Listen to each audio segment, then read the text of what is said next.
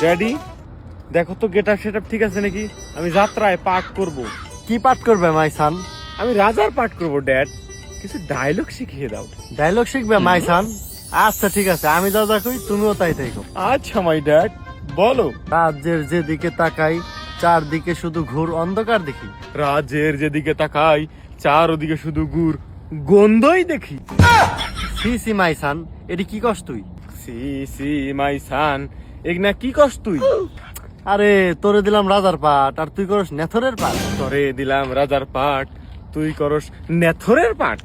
আরে তুই বিষয়টা বুঝতেছ না। আরে তুই বিষয়টা বুঝতেছস না।